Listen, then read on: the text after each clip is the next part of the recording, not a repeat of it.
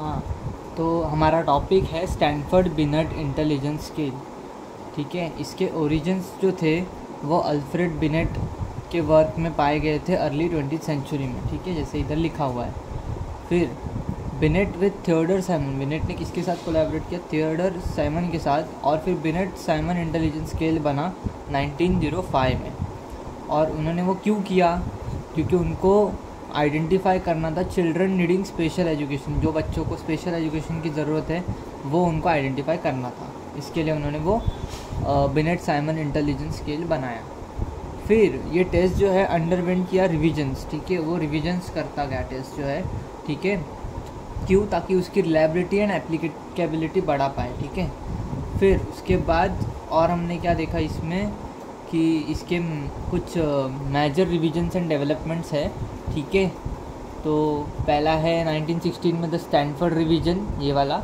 ठीक है, Terman's revision adapted Binet scale for US use introducing the IQ formula. ठीक है, तो इसमें टर्मन जो है, उसका नाम मैं गलत प्रोनाउंस कर रहा था, आई डोंट नो। हाँ, तो उसने क्या किया, बिनेट स्केल को अडेप्ट किया। ठीक है, और उसमें आईक्यू फार्मूला डाला, इंट्रोड्यूस क्या किया? IQ formula. तो this version gained widespread acceptance for classifying students by cognitive ability, है ना।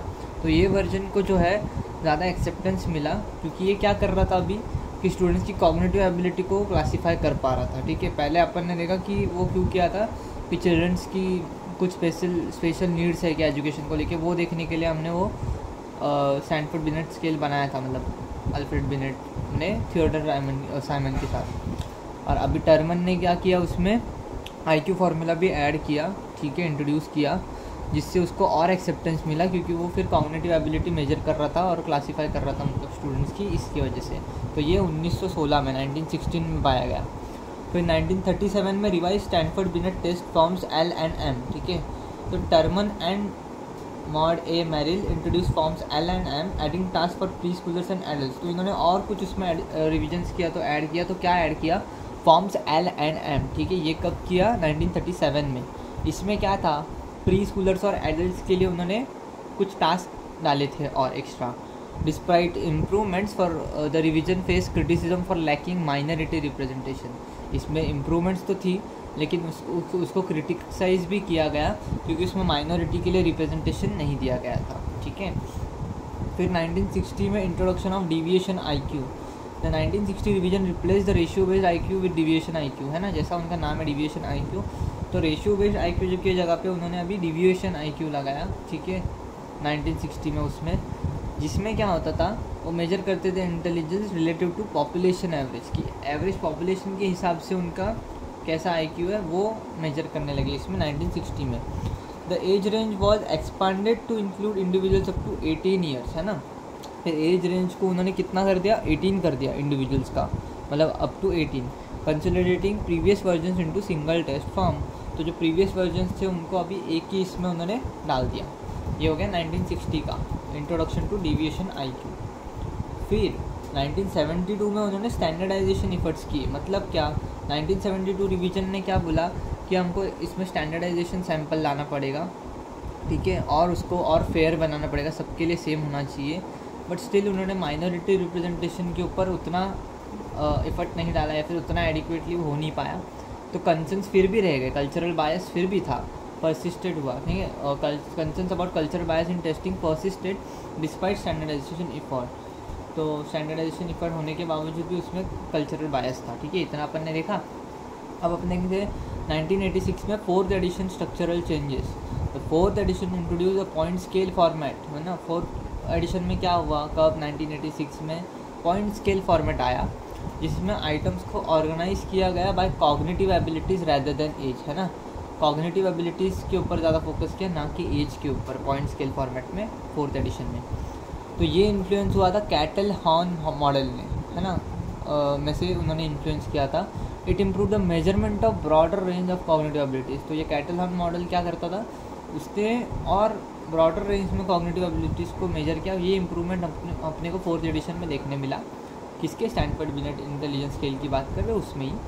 फिर 2003 में फिफ्थ एडिशन आया, जो कि स्टैनफोर्ड बिनेट का मॉडर्नाइजेशन वाला वर्जन था, जिसमें the Stanford Binet incorporated modern psychometric advancements and align with the Cattell Horn Carroll theory of intelligence, है ना, कि उसमें क्या हमने कुछ मॉडर्न साइकोमेट्रिक एडवांसमेंट्स किए और एडवांस किया, अलाइन किया कैटल हॉर्न कैरल को विथ अलाइन किया स्टैनफोर्ड बिनेट फाई को with Cattell Horn Carroll theory of intelligence, ये इस थ्योरी के साथ, ठीक है। तो it expanded the age range from 2 to 85+ years enhancing its versatility, है ना। तो इसमें क्या हुआ, अब ये 2 साल से लेके 85+ जितने भी लोग हैं उनको पूरा वो एज रेंज कवर कर रहा था। इसकी वजह से वो वर्सेटाइल था कि कोई भी बंदा कर सकता है ना, कौन से भी एज वाला, मतलब 2 से लेके 85 तक। फिर उसके बाद आया इसमें की features of the 2003 Stanford beneath scales, ठीक है। नेक्स्ट तो की फीचर्स क्या क्या है देख लेते हैं। पहला है वाइड रेंज ऑफ एबिलिटीज़, दूसरा है टेस्ट फीचर्स, तीसरा है स्टैंडर्डाइज स्कोरिंग सिस्टम और इनहांस टास्क डिज़ाइन, ठीक है। तो वाइड रेंज ऑफ एबिलिटीज़ में क्या है ना, SB5 assesses individuals from 2 years to 85+ making it suitable for various age group. जैसे अपन ने पहले देखा कि उसमें वर्सेटिलिटी थी, उन्होंने उन्होंने एक्सपांड किया एज रेंज को, ठीक है। तो अभी SB5 में 2 से लेके 85+ था, तो उसके वजह से फिर वो वाइड रेंज ऑफ एबिलिटीज़ कर पा रहा है ना, बहुत लोगों को एक साथ वो मेजर कर सकता है ना, making it suitable for various age groups, है ना। और एज ग्रुप्स भी बहुत सारे उसमें फिट हो रहे हैं। It provides a comprehensive assessment of cognitive abilities, है ना। उसके वजह से फिर वो कम्प्रहेंसिव असेसमेंट कर रहा है कॉग्निटिव एबिलिटीज़ का, जिसमें इंटेलेक्चुअल डिसेबिलिटीज़ और एक्सेप्शनल गिफ्टेडनेस दोनों समझ आता है कि एकदम कौन किसको प्रॉब्लम है इंटेलेक्चुअली, और एक्सेप्शनल गिफ्टेडनेस किसमें कि वो एकदम ही जीनियस है, वो भी पता चल रहा है, ठीक है। तो वो पूरी तरह से एनालाइज कर पा रहा है, माने वाइड रेंज ऑफ एबिलिटीज़। अब आते हैं टेस्ट फीचर्स पे। तो non verbal performance task allow effective assessment of individuals with communication challenges, है ना। इसमें क्या बोलता है वो कि नॉन वर्बल परफॉर्मेंस टास्क है, ठीक है, वो इफेक्टिव असेसमेंट कर रहा है इंडिविजुअल्स का, मतलब कि जिसमें उनको परफॉर्म करना है, ठीक है। तो वो भी अच्छे से हो रहा है इसके अंदर, बट उसमें कम्युनिकेशन चैलेंजेस है, वो लोग बात नहीं कर पाते उसमें जो भी परफॉर्मेंस वाला बात है ना। तो comprehensive IQ scoring system includes full scale verbal IQ, non verbal IQ और 5 कंपोजिट इंडाइसिस। तो ये वो चीज़ें इंक्लूड करता है, क्या क्या, full scale IQ, verbal IQ, non verbal IQ and 5 composite indices, ठीक है। ये टेस्ट फीचर्स है उसके कुछ। फिर उसके बाद स्टैंडर्डाइज स्कोरिंग सिस्टम में अगर हम देखेंगे तो mean IQ score is set at 100 with standard deviation of 15, है ना। उसका मीन है 100 और फिर उसमें हर जो आइटम है या वैल्यू है वो कितना डिविएट कर रहा है उससे 15 जो है वो स्टैंडर्ड डिविएशन उसका रहेगा, ठीक है। इंश्योरिंग कंसिस्टेंट स्कोरिंग, तो फिर वो स्कोरिंग सबके लिए सेम रहेगा, स्टैंडर्डाइज रहेगा, ठीक है। फिर सब टेस्ट स्कोर्स में अगर हम देखेंगे तो मीन है 10, ठीक है, एंड स्टैंडर्ड डिविएशन ऑफ 3। सब टेस्ट स्कोर्स में उनका मीन क्या है 10 और स्टैंडर्ड डिविएशन मीन से 3 का है। एनहांसिंग इंटरप्रेटेबिलिटी, तो उसको अच्छे से इंटरप्रेट कर सकते हैं, तो ये स्टैंडर्डाइज स्कोरिंग सिस्टम में आ जाएगा, ठीक है। फिर enhance task design, advance items we are design to assess highly gifted individuals effectively. जो आइटम्स तो वो एडवांस हो गए थे ना, इतना सारा रिवीजन किया, अच्छे से डिज़ाइन भी किया एकदम, ठीक है। तो फिर वो किसके लिए डिज़ाइन किए थे आइटम्स, एकदम एडवांस क्यों थे कि वो लोग जीनियस लोगों को भी पहचान पाएंगे। ऐसा नॉर्मल लोग तो है ही, लेकिन वो जीनियस या फिर एकदम गिफ्टेड जो लोग हैं इंटेलेक्चुअली उनको भी एनालाइज कर पाएंगे, असेस कर पाएंगे, ठीक है। तो the test structure was improve for low functioning individuals including those with the developmental disabilities, है ना। और उसको इम्प्रूव भी किया गया कि लो फंक्शनिंग इंडिविजुअल्स जो है, ठीक है, जिनको डेवलपमेंटल डिसेबिलिटीज़ है, तो वो लोग को भी वो लोग असेस कर पाए, ठीक है। तो ये हो गया, test structure was improve for low functioning individuals including those with the developmental disabilities. ये इनहांस टास्क डिज़ाइन में आ जाएगा, डिज़ाइन में उन्होंने वो इम्प्रूवमेंट्स किए थे। अब नेक्स्ट चलते हैं अपन ये वाला uses of the Stanford Binet intelligence. इसका यूज़ क्या क्या है अभी। तो पहले तो clinical and neuropsychological assessments में यूज़ होता है, ठीक है। कैसे SB5 Stanford Binet 5 utilise by psychologist to diagnose intellectual disabilities and cognitive impairments. अभी अपन ने देखा जैसे कि उसमें इंटेलेक्चुअल डिसेबिलिटीज़ या गिफ्टेडनेस जो भी हो हमको दोनों समझ में आता है, ठीक है। तो अगर किसी को इंटेलेक्चुअल डिसेबिलिटीज़ है या कॉग्निटिव इम्पेयरमेंट्स है तो ये उस टेस्ट की वजह से हमको पता चल सकता है, तो डायग्नोस कर सकते हैं। तो क्लिनिकल और न्यूरो साइकोलॉजिकल असेसमेंट में काम आता है। It helps in assessing cognitive decline in ageing population, और जब उम्र बढ़ जाती है ना, तो मतलब ओल्ड एज में उनको कॉग्निटिव डिक्लाइन पता करने के लिए भी ये टेस्ट काम आता है। जैसे कि अगर किसी को अल्जाइमर्स है, ठीक है, तो वो भी आइडेंटिफाई इसमें हो जाता है। फिर एजुकेशनल असेसमेंट में क्या है, the test is used in school for special education placements and early childhood assessments, है ना। कि स्पेशल एजुकेशन प्लेसमेंट्स के लिए भी ये यूज़ होता है, ठीक है। और अर्ली चाइल्डहुड ऐसे में बच्चों को मतलब अपन को पता करना है कि वो लोग की क्या कॉग्निटिव एबिलिटीज़ है वगैरह, है ना, उनको स्पेशल एजुकेशन की नीड है क्या, या फिर वो कौन से रेंज में आ रहे हैं, मतलब एजुकेशन के लेवल पे कहाँ पे है, वो सब पता करने के लिए ये काम आता है। It has to identify gifted और developmentally delayed children and support psycho educational evolution, है ना, कि उसमें भी पता चलता है कि कौन गिफ्टेड है ना, किसको ज़्यादा मतलब IQ है और किसको डेवलपमेंटली डिलेड चिल्ड्रन है उनका कम है वगैरह, वो सारी चीज़ें पता चल जाती है। तो वो लोग उस हिसाब से उनको एजुकेशनल इवैल्यूएशन दे पाते हैं, साइको एजुकेशनल इवैल्यूएशन, ठीक है। ये एजुकेशनल असेसमेंट में भी काम आ गया। फिर आता है एडल्ट एंड फॉरेंसिक असेसमेंट्स। तो स्टैनफोर्ड बिनेट 5 क्या करता है, अप्लाइड इन लीगल कंटेक्स्ट जो है, including workers compensation evaluation for cognitive impairment.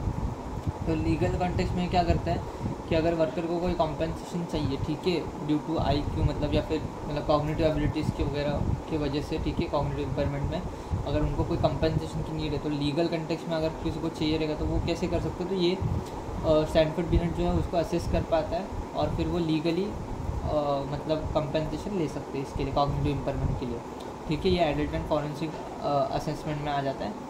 It assist in neuropsychological treatments to determine cognitive functioning in forensic cases, है ना, कि वो क्या करता है, न्यूरोसाइकोलॉजिकल ट्रीटमेंट में भी काम आता है, जिसमें कॉग्निटिव फंक्शनिंग अगर डिटरमाइन की जाए तो फॉरेंसिक केसेस में वो हेल्प होती है, ठीक है।